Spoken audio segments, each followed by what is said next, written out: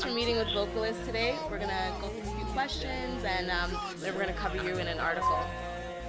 Okay? Alright, so we're going to start with your new album, Wow, just dropped. Congrats on that, by the way. Thank you so much. No problem. For those who haven't heard it, have a chance to hear it yet, what can they expect from it? Unlike any of my other albums, this one I don't have any covers. First of all, I'm not doing any 80s covers like I usually do, which for some people can suck. But I just decided to write all the stuff on this thing and co-write it and whatnot and produce it myself as well with the help of some of my producer friends here. It's more of an R&B album, more than any other album I've had. So that's really cool. Went back to my R&B roots a little bit. Yeah. That was fun. And I just another new thing. I just dropped it. I didn't even pre-promote it. It's also under my own label right now, Lone Wolf Entertainment. We've never had an album, that was under us. It was always with another label, Universal Music, etc. So it's under my own label worldwide, which is really exciting for me as well. Yeah, it's pretty much the deal. Okay, and what song from this album reflects your current mood? I would say Toronto Love. Yeah. Toronto Love is another song called I'ma Be Okay. That one really reflects my mood right now. What about Montreal Love? Is that going to come out? I know. You know what? Montreal's in my heart. It's different. That's the song title. It's going to be Montreal in my heart. Toronto Love. The song's about a relationship, because I've been living here for 7 months, and it's a relationship gone wrong, that sort of thing, Mm-hmm. So it's not about Toronto per se. It's just about being, having a relationship that stemmed from here, and that sort of thing. But Toronto does give me tons of love and support. Yeah, and, for sure. I'm a huge Raptors fan as well. So I go all the courtside games, I really am a big fan, and so I've become part of the city. They've accepted me so much, and I just got to give love back, to the great city too. Yeah, absolutely. You've been doing music for some time now. What's your defining moment throughout your career? I would say the defining moment would have been the MTV Europe Music Awards.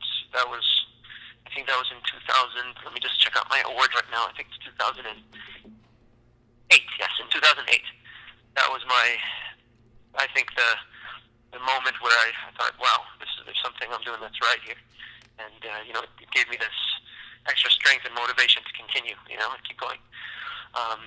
And that was in Liverpool. I was with, all the superstars, Kanye West, everybody, and they gave me an award for Best Act of 2008, so that was pretty cool.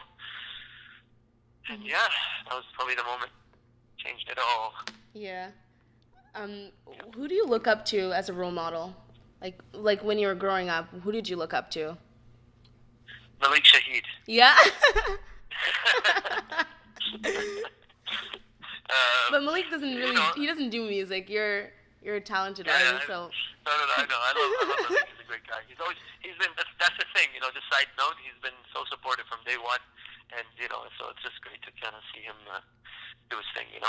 I would say anywhere from Michael Jackson for a musical influence to Stevie Wonder, Prince, George Michael, Boyz II Men. I mean, so many influences, and I also look up to my my parents and stuff. My mom really is a strong woman, and she's a piano teacher. She was the one who kind of gave me my first piano lesson and stuff, and it's become something that I do now. I produce and I use the piano and everything. Every concert that I have. I don't know, so I owe a lot to them as well. Absolutely. And if you can work with any artist, if you could do a collaboration with any artist, dead or alive, who would it be and why? I always say Sade.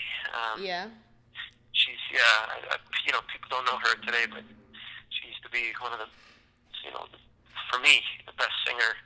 Soulful, sultry, beautiful, unique.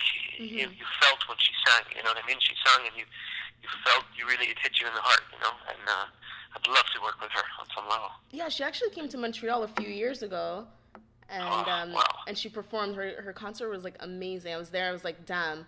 Are you serious? You were there? Yeah, I feel like she was just singing to me. It was so intense. Yeah. Yeah. Oh, gosh. I'd love to work with her. We got to reach out to her, man. I got to All right, let's track her down. I've been talking about her for years. Uh-huh. Yeah. And where do you come up with your catchy hooks, or like if ever you want to feel inspired, is there like a place specifically that you go to write that you feel like really inspired? Not really, you know. I have my studio. I always produce my own stuff, so pretty much I'm in my own home when I do it. So I create this environment, like my home here in Toronto. It's just a beautiful big condo that's like 360 and it's on the water. Oh wow! And it's just large windows, and I see the city and I see the water. Like I'm on the lake, and it's just so inspiring. But it's not really about that. When I'm writing and I'm producing, I always just focus on. I always think 10,000 people, 20,000 people in front of me. That's how I make the music. So when I'm writing a song or producing a record, I'm thinking, okay, there's 20,000 people in this concert right in front of me. Yeah. I envision it. And I say, okay, what do I want to do with them right now? You know, what song do I want to entertain them with? Yeah. And that's kind of what determines and drives me to make the best hook I can, you know, for them. Yeah, it's pretty interesting. Are you more of like a city guy or like more of a country nature kind of guy? I think it's a city guy. I'm more of an urban guy. Yeah. I've been born and raised pretty much in the city. Just, you know, I like this concrete jungle vibe. I like that kind of thing. But I love the beach too. You know, I grew up in Dubai, and I grew up on the beach and whatnot. But you know, we don't really have a beach here in Canada, so I kind of, you know, stick to the city. Yeah. You and Cardinal had an amazing performance at We Day in Montreal earlier this week. How was your overall experience of that day at We Day? Oh, I love We Days. Any We Days we do, I'm so involved, so excited, especially coming back to Montreal, you know. My parents came, saw me, so they came out for the first time in I would say 5 years. They haven't seen me perform in 5 years. Oh, wow. So it was pretty cool for them to come out. You know, it's just a family vibe, and it's different when you come to Montreal. It's like it's home. It's weird. You know, people support you. You know, they're there. You know, they love you. You know, you don't have to really prove anything. Yeah. You just have to go and inspire. You know. Yeah. So wow. It's a great feeling. And what is something you want more of your fans to know about you?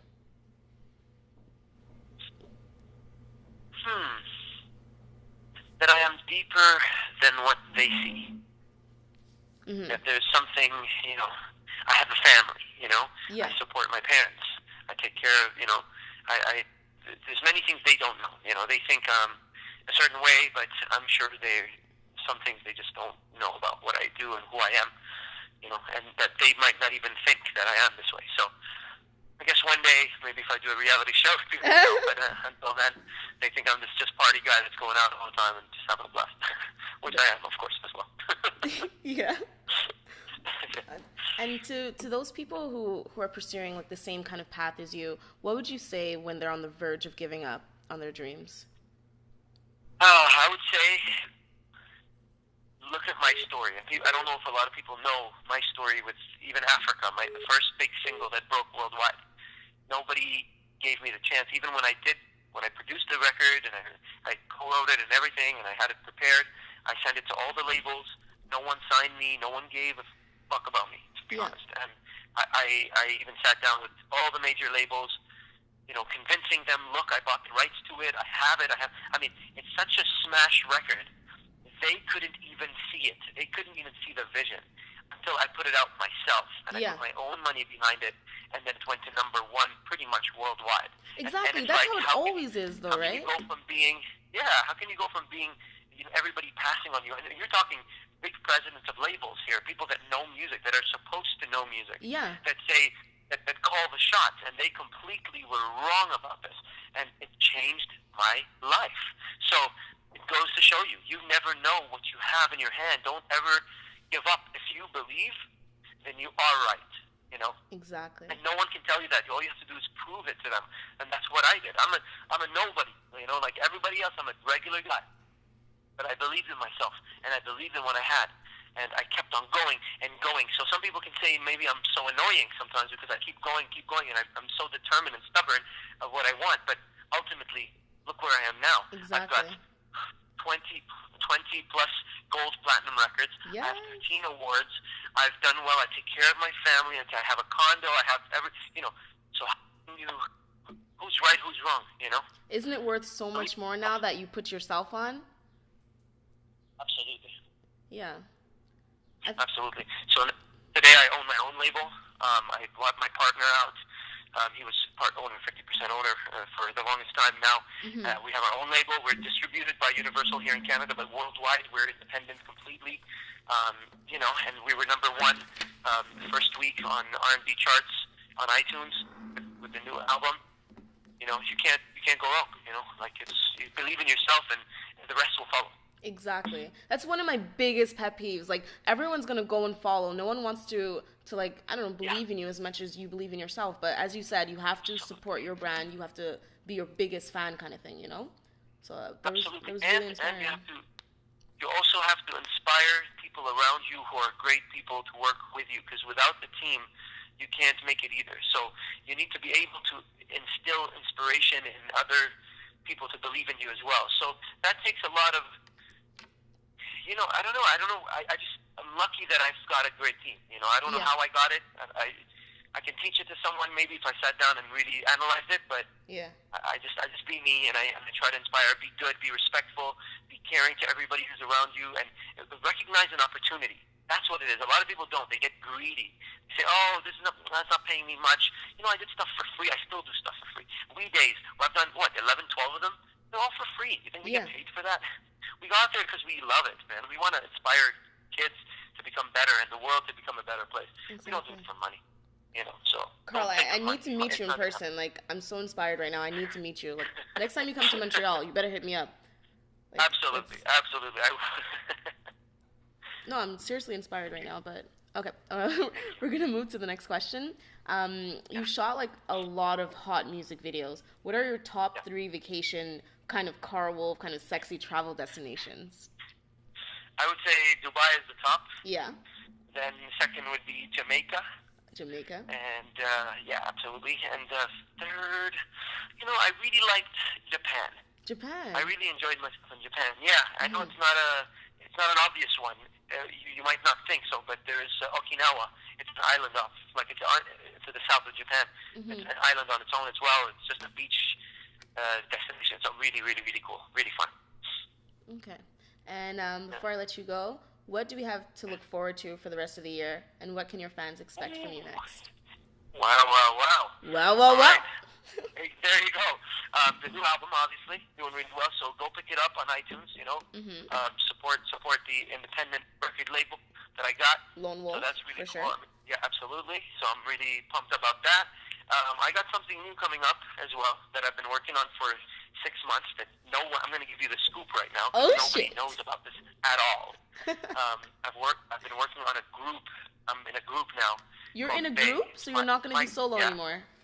No solo, no more. So just keep that, but nobody knows that. So I'm giving you the scoop. The group is called BAE, B-A-E. And Karl, are you lying to me? Are you really giving me this exclusive? No one else knows this? Nobody knows this. I'm going to go and stalk you right after this, and if I find out, I'm calling you right back. I'm not even kidding. Wow. Nobody knows this. I haven't told anybody, not even nobody. Nobody knows this at all, except my management and the team that's been involved and the group. We're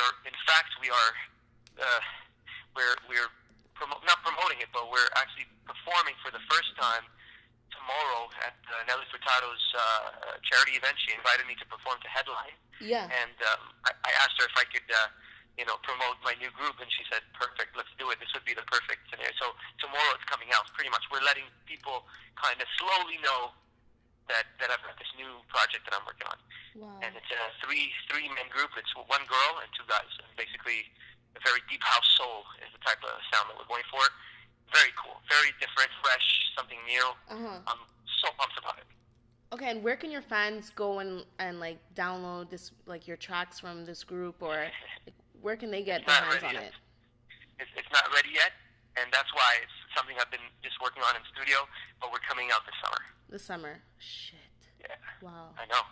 Really dope stuff though. Different for me, not Karl Wolf's thing, but you'll feel my energy in it. For sure. All right, I'm gonna look forward to that. Thank you so much for this phone call. Thank you. And we got a Twitter account still, but you can, it's still a baby. So if you want to follow, just follow anyways. Yeah. But, So it's at Nobody Bay. knows about it. So I don't know. Yeah, it's at Bay the artist. At Bay the artist. Okay. B-A-E the artist. So Bay stands for Be All Equal. Be all equal. Hmm. All right. Yeah, man. You're getting the real exclusive over here. Like, I haven't mentioned this to anybody. All right. Thank you So- so much. Vocalist Anything. appreciates it. Thank you, Karl. Yep.